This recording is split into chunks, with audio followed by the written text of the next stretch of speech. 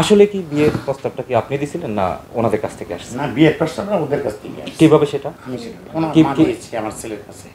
কালাম আমাকে বলছে আমার ছেলে, দাদা আমি বলছি শুনবো, কারণ কালাম তো ভয় পায় আমারে। হ্যাঁ, ভয় পাই তো কি, সে জানে আমাকে যখন আমি যখন থাকি, সে আমাকে কয়েকবার বলতেছে দাদা তুমি বিয়ে করো, দাদা তুমি বিয়ে করো, বিয়ে তোর সমস্যাটা কোথায়? হ্যাঁ, দাদি এই করে।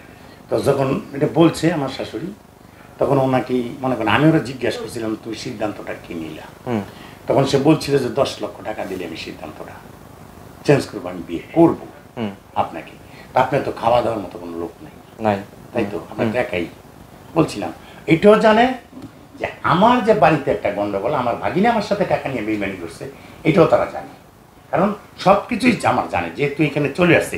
শোনেন, জুরাইন থেকে যখন আসে তারা, তখন ওইখানকার বাসা ভাড়া সম্পূর্ণ মূল্য অ্যাডভান্স সহ আমি দিয়ে আসছি টাকা, অস্বীকার করার কোনো উপায় নেই। সব মিথ্যা কথা। একটা মিনিট সাথে একটা কথা বলুন তো, উনি যদি বলে যে জুরাইনে আপনার যে বাসায় ছিলেন সেখানে বাসা ভাড়া দিয়ে আসছে, তো উনি যদি সেখানে না যায় বা ভাড়া না দেয়, এটা তো প্রমাণ করার মতো সুযোগ তো আছে। তাহলে মিথ্যা আসলে আমরা কোনটা নিব বলেন? এখন আমরা যদি ওনাকে নিয়ে যাই, যদি জিজ্ঞেস করি যে উনি আসছিল কিনা, ভাড়া দিছে কিনা, তখন কি হবে? দেয় নাই উনি। ওই বাড়িওয়ালা বলবে। বাড়িওয়ালা বলবে কিভাবে? বাড়িওয়ালারে টাকা ওইদিন কত টাকা পাইছে বাড়িওয়ালা? আমরা কি উনি যখন বলছে তার আগে তো আমরা বাসাটা ছাড়ছি না, আমরা কি বাসাটা ভাড়া দিয়ে দিতে পারতাম না? অবশ্যই পারতেন। আমরা কি উনি যখন ওনার সাথে পরিচয় না হয়েছে তখন কি আমরা সংসার চালাই নাই?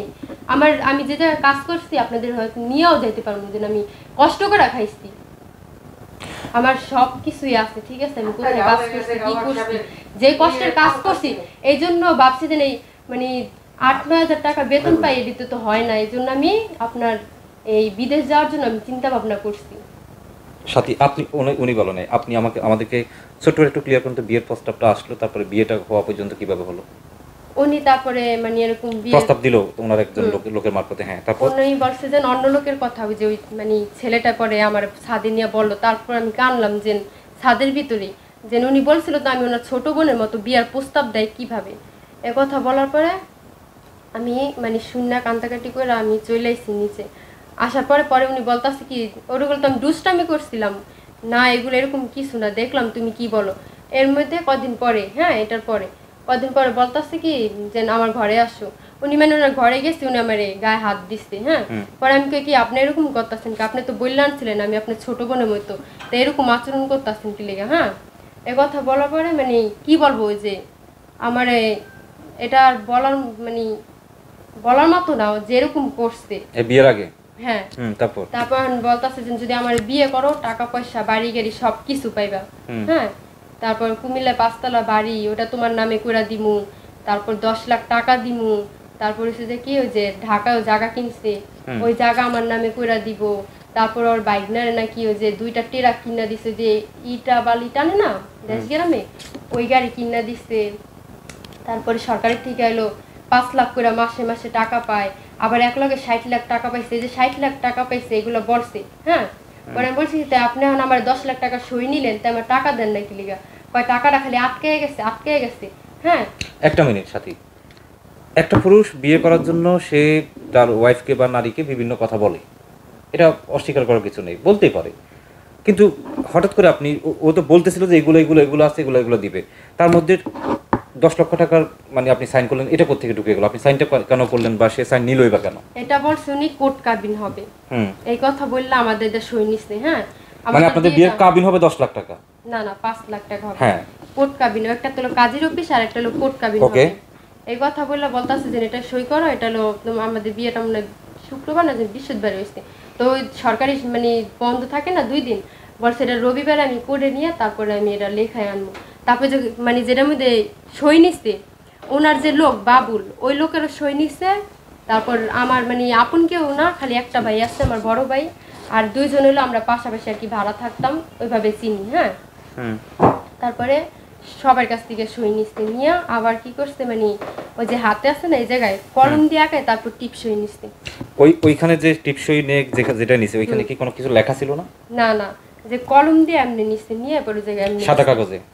সাধারণত সাদা কাগজ সিগনেচার কেন নিলেন? আপনারা কি সাদা কাগজ দেখেছেন? না, আমরা লিখিত কাগজ দেখছি। হ্যাঁ, আমরা দেখছি।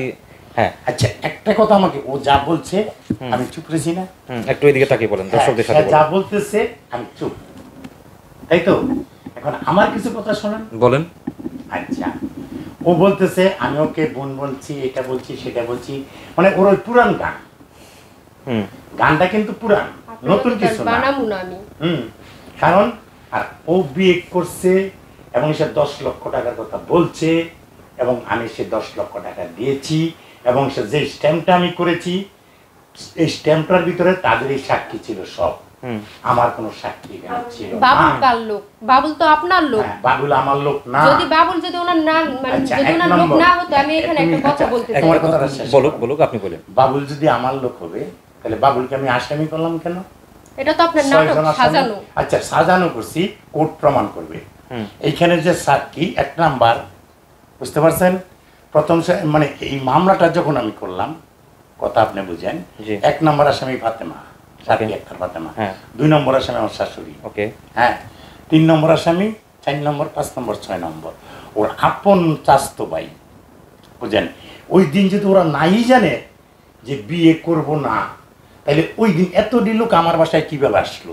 বাবুল রেখার বাদ দেন, আপনি বাবুল মনে করেন যে বাবুল নাকি আমার লোক, বাদ দেন।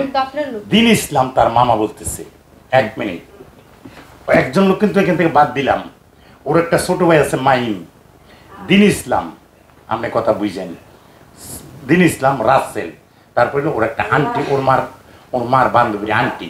তো এই 3 জন লোক ওই দিন এইভাবে বাসায় আসলো, মা আমার ছোট ভাই আর বড় ভাই দেশে থেকে আইছে। এই দেখেন দেশের থেকে আসছে, তাহলে তার মামা ওই দিন কি জন্য আমার এখানে আসছিল? তারা যাকে মামা ডাকে দিন ইসলাম। শাহজাহান ভাই 1 মিনিট, আপনি কথা জি জি বলেন। আচ্ছা, বেড়াইতে ওই দিন আসতে পারে।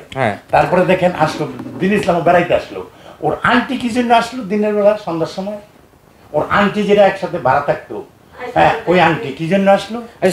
1 মিনিট, আমার কথাটা তাহলে ওই দিন এতটি লোক কেন আসলো?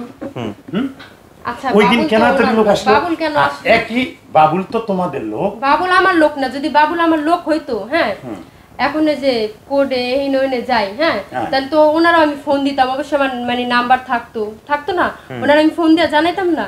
কিন্তু ওনার সাথে যদি আমার সাথে ওরকমই থাকতো, আমার লোক হইতো, তাহলে তো অবশ্যই আমি ওনার সাথে যোগাযোগ করতাম না।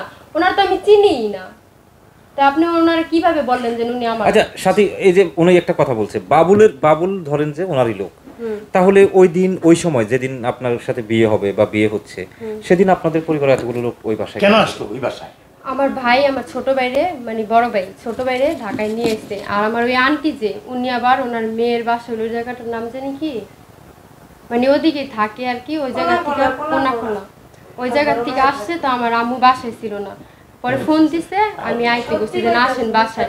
আর মানে যেদিন বিয়ে হয়েছে ওদিন, তারপরে যে মামাটার আমি ডাকছি, আপনি আমাকে বিয়ের প্রস্তাব দিছেন এরকম। সাথী আপনি বলতে চাচ্ছেন যে ওই দিন তারা বেড়াতে আসছিল, এই তো? হ্যাঁ, কিন্তু একজন খালি আমি মামারে ডাকছিলাম যে মামা, উনি আমার বিয়ের কথা বলে, মামারও বলছে যে আমার এরকম সাথী এই ফাঁকে একটা কথা বলে দেন তো, আপনি এখন প্রেস ক্লাবেও আসতে পারেন, সংবাদ সম্মেলন করতে পারতেছেন, বিভিন্ন সাংবাদিক, ইউটিউবার, কন্টেন্ট ক্রিয়েটর সবার সাথেও কথা বলতে পারতেছেন, এখন তো অনেক কিছু বুঝতেছেন। তো উনি যদি আপনাকে এভাবে বিয়ের প্রস্তাব দেয় বা এভাবে কথা বলতেছে, আপনার গায়ে হাত দিচ্ছে, ওই সময় আপনি কোনো ধরনের কোনো পদক্ষেপ কেন নিলেন না? উনি বলে কি যে এই কথা কেউ বললেও বিশ্বাস করব না, হ্যাঁ, যে এই সাংবাদিক, পুলিশ এগুলো আমার পকেটে থাকে। আবার যে আমি এত বছর পর বের হয়েছি, সবাই জানে যে আমি ভালো হয়ে গেছি, এগুলো বললে নাকি কেউ বিশ্বাস করবে না। আমার হুমকি দিছে, আমার মায়েরে মারবো, আমার ভাইরে মারবো, আমারে মারবো, আমার সবকিছু, আমার বিয়ার ব্যাপারে জানছি, হ্যাঁ, মানে আমরা গরিব, সবকিছু জানে, আমি বাইরে যাইতে চাই, এগুলো জানি না। আমার ও ব্ল্যাকমেল করে আমার ওই জায়গায় আটকাইছি নিয়ে, আমি জানতাম না, এবং কি আমার বান্ধবীরও বলছে বিয়ার কথা। মানে আপনাকেও বিয়ের প্রস্তাব দিছে, আপনার বান্ধবীকেও দিছে? হ্যাঁ।